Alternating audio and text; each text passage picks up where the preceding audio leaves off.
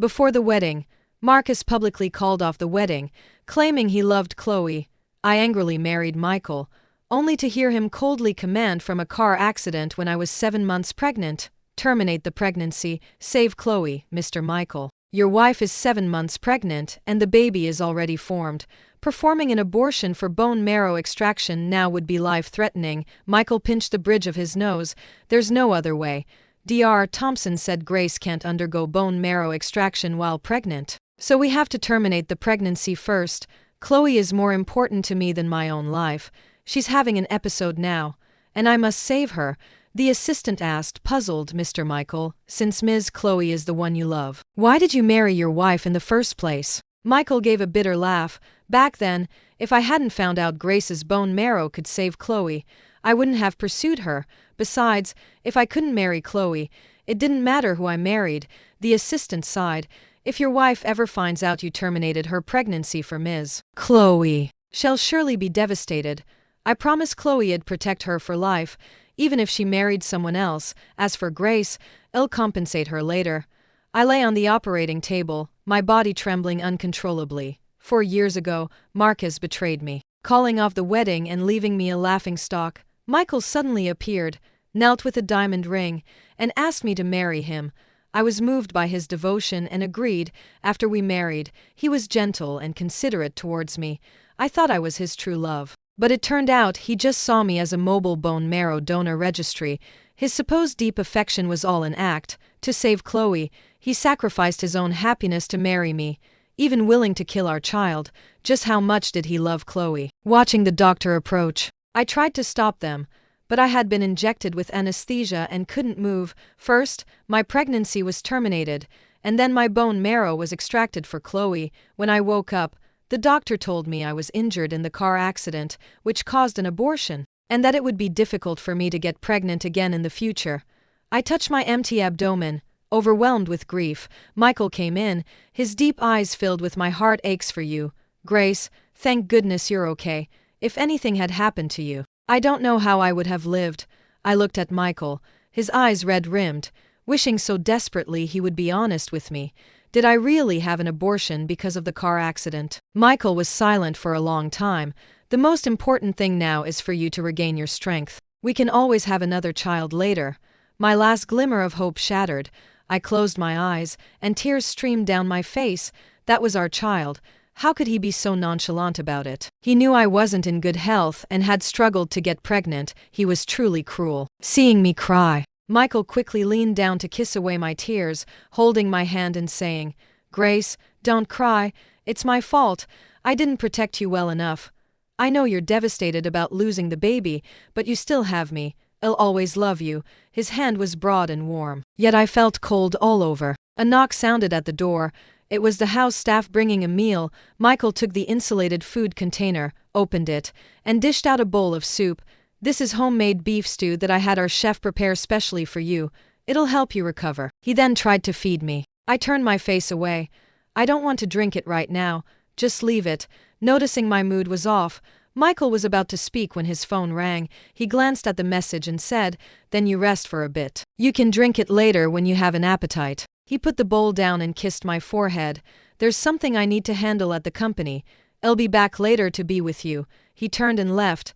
I endured the physical pain and got out of bed. In the hallway, I saw the maid hand Michael another insulated food container. He walked forward, went to another hospital room, and as soon as he entered, Chloe threw herself into his arms. Michael and Chloe were not blood relatives. Chloe was her mother's child from a previous marriage. "You just had surgery, and you're still very weak. You shouldn't be out of bed."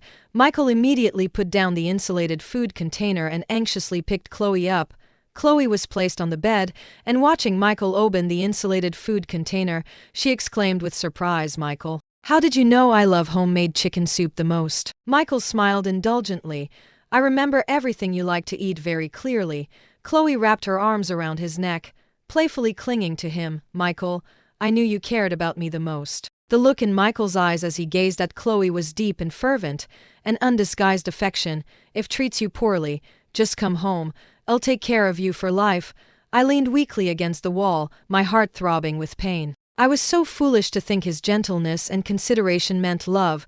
If he truly loved me, how could he not even know I was allergic to lamb? From the beginning, Chloe was the only one he truly wanted to marry.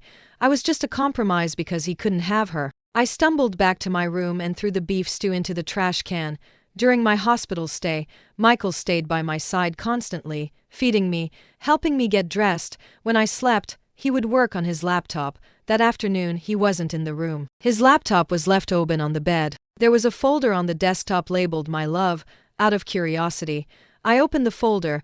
Inside were thousands of photos of Chloe from childhood to the present, several of them blurry snapshots taken secretly, yet he couldn't bring himself to delete them. A new WhatsApp message popped up in the bottom right corner. I clicked on it.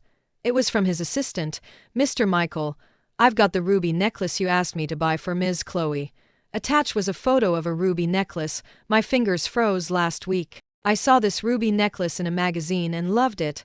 It was a global limited edition, with only one piece in existence, valued at 300 million.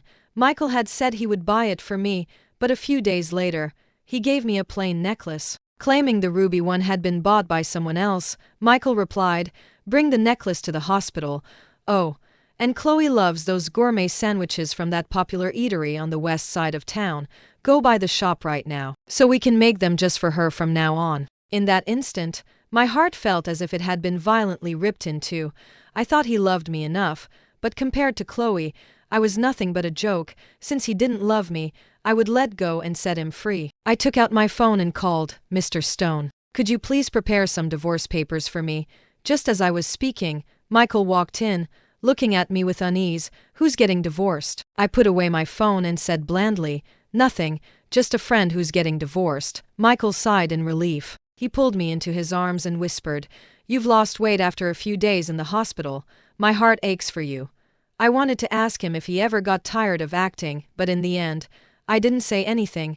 I was leaving soon anyway. The next day, Chloe came to my hospital room. She was dressed exquisitely and beautifully, a stark contrast to my pale and gaunt appearance. I had a degree in business management, but because Michael wanted me to stay home and raise a family, I resigned, gave up my career, and devoted myself entirely to our home. Yet, he arranged for Chloe to work at Sterling, teaching her how to do business and make money. Chloe sneered, "Grace, how is it? The abortion must have been hard, wasn't it? Very painful? What can I say? I'm the one he loves most. For me, he wouldn't hesitate to sacrifice you, let alone terminate your pregnancy. He'd even take your life. You're just a convenient companion." My eyes widened, so she knew Michael had deliberately terminated my pregnancy to save her. Chloe's smile was malicious. "Grace, to tell you the truth, that car accident you had wasn't an accident at all. I deliberately hired someone to hit you. I'm warning you. Don't even think about having his child. If you get pregnant, I'll make sure that baby doesn't survive." Thinking of my deceased child, I was furious. I raised my hand to slap Chloe, but my palm didn't land on Chloe's face. Michael rushed in and intercepted my hand mid-air. He looked at me with displeasure. "Grace, are you insane?" Chloe tearfully complained. "Michael, I heard my sister-in-law had an abortion, so I came to see her and chat." She wiped away tears, looking utterly pathetic. Who knew as soon as I walked in, she started hitting and yelling at me. "Maybe she's just upset because of the abortion." Michael forcefully pushed my hand away. I stumbled backward and hit my lower back against the corner of a table. The pain was excruciating. Michael's attention was entirely on Chloe. He didn't notice I was injured, Grace. Chloe just had a bone marrow transplant, and she's still very weak. She came here out of kindness to see you. How could you lay a hand on her? I know you're upset about losing the baby, but you can't take it out on Chloe. Besides, your abortion happened because you weren't careful watching the road, which caused the car accident. It has nothing to do with Chloe. He knew better than anyone how the baby was lost. I stared at his face. "Michael, I'm asking you one last time. Did I really have an abortion because of the car accident?" Michael was silent for a moment. "You've asked many times. The baby was indeed lost during your car accident." Tears welled up and spilled over. I gave a self-deprecating laugh. "You're right. It's all my own doing." Michael looked at me, a strange panic in his heart. Just as he was about to walk towards me, Chloe collapsed into his arms, weakly saying, "Michael, I feel so unwell." Michael's expression changed instantly. He picked her up in his arms. "Don't be scared. I'll take you to the doctor right away." watching him rush out with Chloe in his arms. I knew our relationship had reached its end. I was in so much pain that I broke into a cold sweat. I reached out and pressed the call button for the nurse. I hit my lower back on the corner of the table. I think I'm injured. They looked conflicted. Dr. Thompson isn't in his office. Ms. Chloe has been complaining about feeling unwell, but they can't find a specific problem. Mr. Michael ordered all the hospital doctors to go into a meeting to discuss it until a conclusion is reached. My phone vibrated. I looked down. Chloe sent a text message. All I said was I felt unwell, and he made all the doctors in the hospital examine me in shifts and even hold a meeting to discuss it. Grace, you'll never be able to compare to me. My nails dug into my palms. I curled up on the hospital bed, my face stark white, enduring the pain. In the evening, Michael finally returned to the room. Wife, the nurse said you were looking for a doctor. What's bothering you? I closed my eyes and didn't speak. Michael thought I was angry and coaxed softly. I'm sorry. My tone was a bit harsh this afternoon. You know I've treated Chloe like my own sister since we were kids, and she's not in good health, so I tend to get nervous. Please don't be angry. You're my wife. The person I want to protect my whole life. Can we please not fight? I vaguely hummed. Got it. On the day of my discharge, Michael said he would pick me up, but I waited all day and he never showed up. I called him. He didn't answer. A while later, I received a text message from him. Wife, today's client is a bit difficult. I'll come pick you up as soon as I sign the contract. Be a good girl and wait for your husband at the hospital. How about I take you for a candlelight dinner later? I knew he was lying because my best friend, Emma, had called me half an hour earlier, saying she saw Michael and Chloe at an auction. Michael bid on many pieces of jewelry for Chloe, spending over $1 billion, which was quite extravagant. He was good to me, but he was even better to Chloe, back home. I immediately threw away all the gifts Michael had given me, then took out my important documents from the drawer. I sent a message to Mr. Stone, asking him to deliver the divorce papers to Sterling right away. Besides the divorce papers, I had also prepared a gift for Michael. An hour later, I arrived at the airport, opening my phone. I saw Emma had sent me a new video. In the auction hall, just as Michael stood up and was about to leave, his assistant approached him frantically with the divorce papers. Mr. Michael, it's bad news. Your wife wants a divorce. Michael stared at the divorce papers in disbelief, his pupils contracting as if he couldn't accept that I wanted to divorce him. Where's Grace? The assistant shook his head. The divorce papers were delivered to the company by the lawyer. I didn't see your wife. The hospital also said your wife has been discharged, and they don't know where she went. Michael took out his phone and called me. I didn't answer. I casually blocked him and boarded the plane without looking back. Michael, you'll never see me again. From now on, we're completely done. The plane landed in Los. When I came out, I saw my dad and mom waiting for me. After a long time apart, I couldn't help but choke up as I called out, Mom, Dad. My stepped forward and hugged me. It's good that you're back. My and Mom had emigrated to Los many years ago. After breaking up with Marcus, I had originally wanted to come live with them, but I chose to stay in Riverside City because of Michael. Before coming, I had already called them and told them Michael and I were getting a divorce. My stroked my hair. It's okay. Mom will find someone better for you. My also comforted me. Don't be afraid. No matter what happens, we'll always be your greatest support. I nodded. Walking out of the airport, I looked at the clear blue sky and felt a sense of rebirth. To prevent Michael from finding me, I asked my dad and mom to erase my flight records so he couldn't track my whereabouts. Soon after returning home, I received a message from Emma. Grace, Michael and Chloe had a big argument at the auction. You have to see this. It's so satisfying. There were several videos attached. I clicked to watch. In the video, Chloe said snidely, Grace is so petty and uptight. She talks about divorce at the drop of a hat. Michael, don't pay attention to her. You can't indulge her throwing tantrums like that. Michael didn't respond. He knew my personality. In our 4 years of marriage, we rarely argued, so how could I joke about divorce? As they were talking, a staff member approached. Mr. Michael, here are the jewels you just bid on. Chloe smiled and took them, but reached out and snatched them from her hand. These jewels aren't for you. They're for Grace. She's angry, and I need to go appease her. Chloe's hand was empty. She froze abruptly. From childhood, Michael had never refused her anything she wanted. She stamped her foot reluctantly. Michael. Usually, when Chloe pouted, Michael would give in. This time, however, he was unmoved and started to leave. Chloe grabbed him, using her old trick. Michael, I'm not feeling well. Can you take me to the hospital? Have the driver take you to the hospital? No. I want you to take me, Michael. You can't abandon me. Michael was anxious to find me and had lost his usual patience. He impatiently shook her hand off. Chloe, stop throwing tantrums. Grace is missing, and I need to find her. In case something happens to her, Chloe said discontentedly. Grace is just deliberately disappearing to make you go look for her. Don't fall for it. Enough. Grace isn't like that, Michael interrupted her sharply. She was discharged today, and I promised to pick her up. But she waited all day and I didn't go. It's perfectly normal for her to be angry. Chloe, you're not a child anymore. Stop being so spoiled. I'm just your nominal brother. If you have any problems, you should go to Marcus. Chloe hadn't expected Michael to say such a thing and burst into tears immediately. Michael, how could you treat me like this for Grace? Michael ignored the wailing Chloe. Just as he was about to leave, his phone rang. He thought it was me and answered with surprise. Grace, Mr. Michael. I'm Ms. Grace's doctor. Your wife came to see me today and asked me some questions. It seems she's found out the truth about the abortion. Michael's body stiffened. He murmured to himself, no wonder Grace wants to divorce me. She knows everything. He hung up the phone and turned to his assistant. Send people to find my wife immediately. Use any method necessary. You must bring her back. The video ended. I suddenly recalled something from a long time ago. Michael and I had grown up together, more or less. His personality was always reserved and introverted, yet he always granted Chloe's every wish.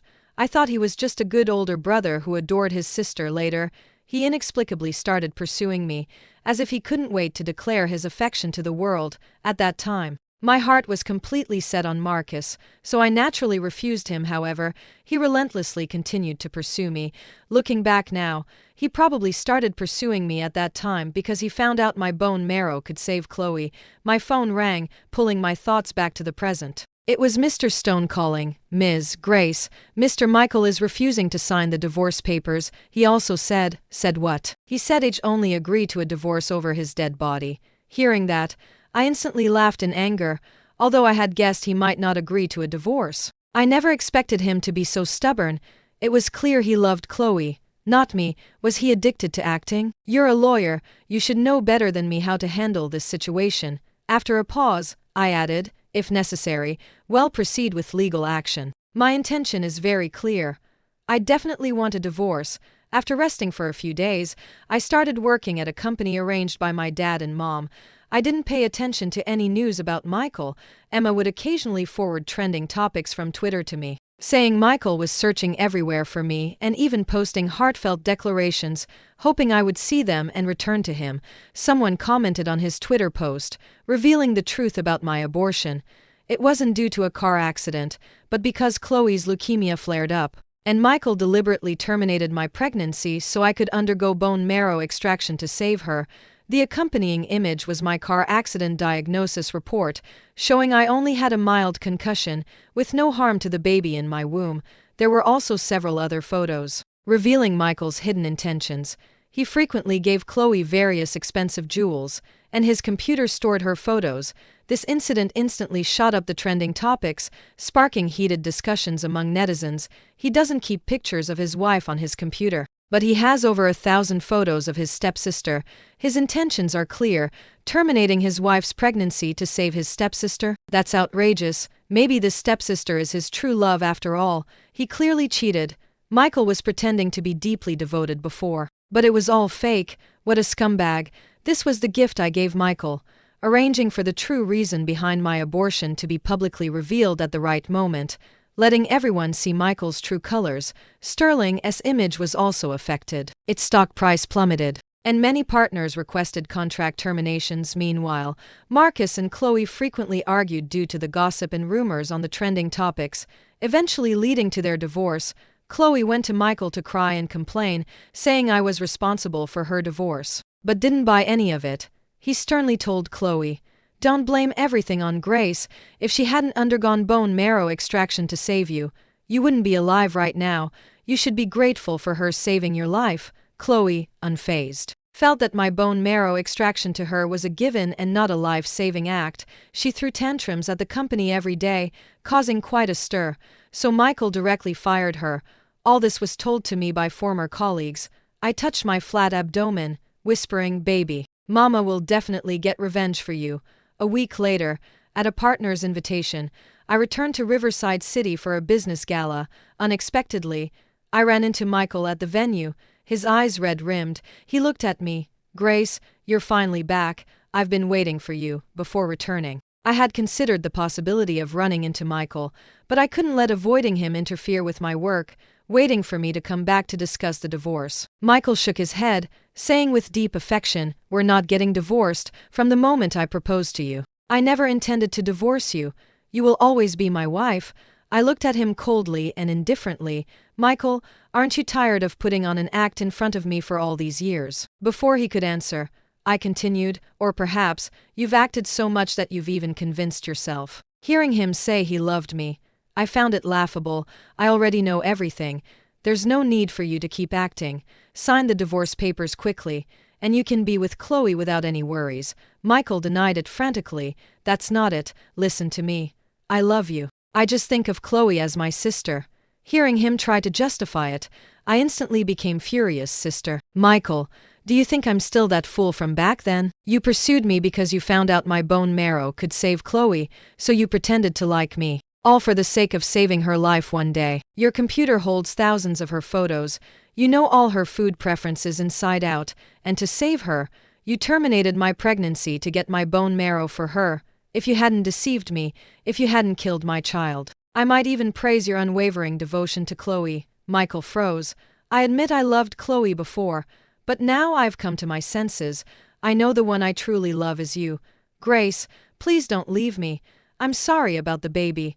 I know I made a mistake." "And I'll compensate you." I frowned. "Michael, what makes you think I'd care about your compensation? I don't need it.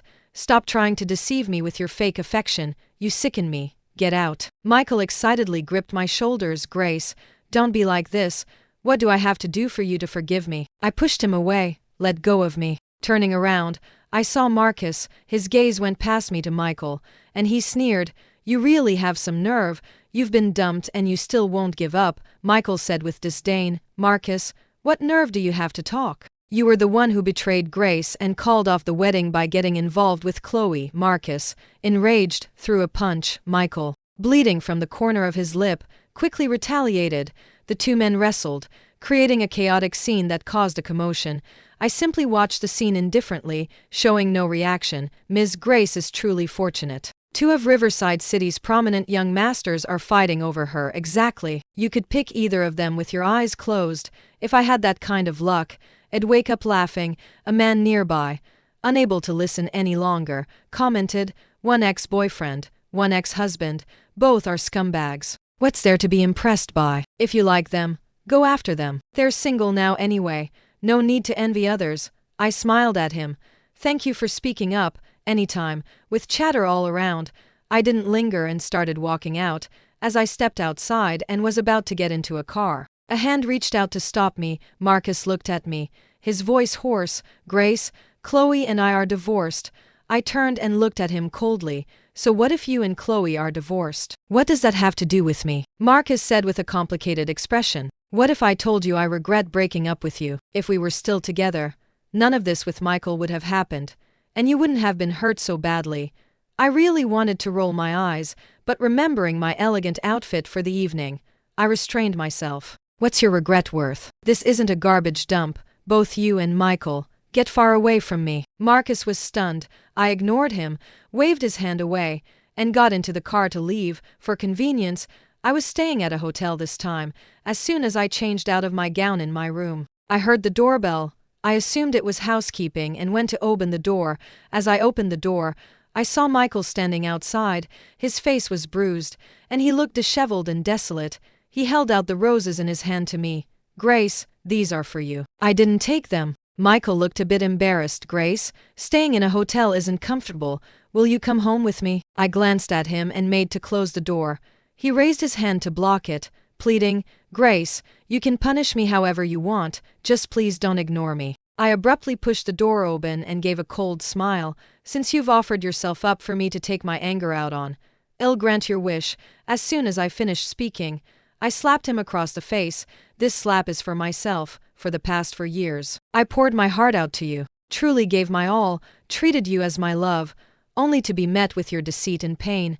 Michael didn't love me, he just couldn't accept that I was leaving him, which is why he tried to hold on. He didn't deserve my love.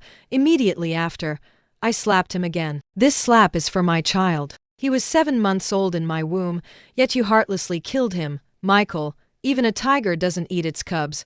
You're not human, you don't deserve to be a father. Michael stood still, his expression pained. Grace, I really didn't mean to. Chloe was having an episode then, and her life was hanging by a thread. I don't know what possessed me to tell the doctor to terminate the pregnancy. I deserve to die. You certainly do deserve to die. If you want me to forgive you, only if my child can come back to life. After saying that, I slammed the door shut with a bang. A moment later, the doorbell rang again. I thought it was Michael again and opened the door, ready to scold him, only to see Margaret standing outside. She said with an anxious voice, Chloe's illness has relapsed. Hurry and come with me to the hospital for bone marrow extraction for her. I looked at her expressionlessly. Does your family really see me as a mobile bone marrow donor registry? The last time I underwent bone marrow extraction for Chloe was because I was injured in a car accident and injected with anesthesia, making me unable to resist. Now, there's no way I'd donate bone marrow to save her again. Margaret looked at me displeased. What do you mean by that? You're Chloe's sister-in-law. After all, it's perfectly normal to donate a little bone marrow for her. Both mother and daughter had the same malicious, selfish expressions. I said coldly, Michael and I are divorced. Even if we weren't, Chloe's life or death has nothing to do with me. Hearing me say that, Margaret became furious and ordered the bodyguard she brought to forcibly take me away. That's how I was brought to the hospital. Chloe lay weakly on the bed, pointing at me and saying, Mom, hurry and get her bone marrow for me. Margaret nodded. Just as she was about to let the bodyguards act, I said coldly, I already told you. I will not undergo bone marrow extraction for Chloe. Chloe glared at me fiercely. Grace, you don't have a choice. You have to give me whatever I want. Before, you deliberately had someone hit me with a car, causing me to fall unconscious, which is how you got a chance to extract my bone marrow. This time, I will never let you succeed. Chloe looked at me, completely unashamed. So what if I was the one who hired someone to hit you? I'm telling you, you're giving that bone marrow today whether you want to or not. I raised my phone. I've already recorded our conversation and sent it to my lawyer. I will pursue the car accident case to the end. You won't escape. Also, forcing someone to donate bone marrow is illegal. Try to touch me. I dare you. Chloe was furious. Mom, quickly, grab her phone. This bitch is trying to harm me. Stop. Michael strode in. He stared intensely at Chloe, his face grim. That car accident wasn't an accident after all. You deliberately hired someone to hit Grace? Chloe's eyes darted away. Michael, no, I didn't. Grace is slandering me. You have to believe me. Michael narrowed his eyes. Chloe, I've hurt Grace repeatedly for your sake. Do you think after all this, I'd still believe you? Margaret spoke up. Michael, Chloe is your sister. Why are you helping this outsider, Grace, instead of her? Grace isn't an outsider, she's my wife. He turned and looked at me. I truly didn't know about the car accident. If I had known then. I scoffed, cutting him off. Michael, I really don't understand. What kind of deep affection are you still pretending to have? Chloe is so arrogant precisely because you've spoiled her.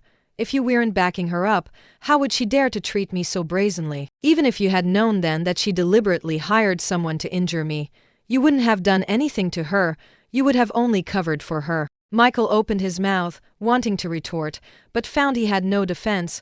I didn't spare him another glance. Turning and walking out of the hospital room, the 2 bodyguards, at Margaret's instruction, tried to follow, but Michael stopped them. During the argument, Chloe fell off the bed and was rushed to the emergency room, ultimately dying despite resuscitation efforts. The next day, Michael called me to say he agreed to the divorce. I wasn't surprised. The divorce process went smoothly. When I received the divorce certificate, I breathed a sigh of relief. I was finally free and had completely said goodbye to the past. Walking out of the county's office, Michael looked at me, lowering his head. I'm sorry, and I'm sorry about our child. I understood what he meant. He had indeed wronged me in this marriage. But I wasn't a saint. I couldn't forgive anything he had done. It was a fact that he caused my child's death for Chloe's sake. Nothing he did would change that. He was destined to live the rest of his life in regret. That same day, I flew back to Los. Living a free and unburdened life, I had always maintained a casual attitude towards relationships, so when my dad and mom asked me to go on a blind date, I was a bit reluctant, but to put their minds at ease, I decided to go. The meeting was at a coffee shop. When I walked in, the other person was already waiting at a table. I walked over. Hello. Mid-sentence, my eyes lit up. It's you, to my surprise. My blind date was the man who had spoken up for me at the gala in Riverside City. Daniel smiled slightly. Ms. Grace, we're truly fated to meet. I smiled too. Perhaps it was fate that brought us together again, and through a blind date at that.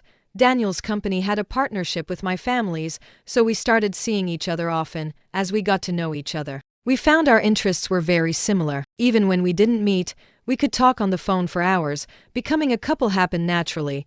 My and Mom were very pleased with Daniel, considering him the ideal son-in-law. 6 months after we got married, Daniel confessed to me that our blind date wasn't a coincidence, but something he had intentionally arranged. He had been smitten with me at first sight when I was in Riverside City. He originally wanted to pursue me directly but was worried I'd find it too abrupt. So he tried every way to have his family introduce us, formally meeting me through a blind date. Daniel was afraid I'd be angry and spent half the day trying to appease me. Actually, I wasn't angry. On the contrary, his willingness to tell me, without hiding anything, was exactly what I wanted. After all, sincerity is the most important thing in a relationship. Such a pure connection is truly rare and precious. Later, I saw in the financial news that Sterling had gone bankrupt due to mismanagement. Overnight, Michael lost everything and was burdened with massive debt. His life became difficult with the fall of the Shen family. Those who held grudges against him were eager to see him crushed, but none of that had anything to do with me. When and I traveled back to Riverside City, we coincidentally saw Michael riding a delivery scooter delivering packages. He wasn't even 40 yet, but his hair was completely white, and he looked like a man in his 50s. If I hadn't lived with him for 4 years, I wouldn't have recognized him. I averted my gaze, then turned and hugged Daniel, as if embracing my happiness. Thanks for watching. If you liked this video, please give it a thumbs up and share it with your friends. We'd love to hear your thoughts in the comments below. Don't forget to subscribe to our channel for more exciting stories. We'll see you next time.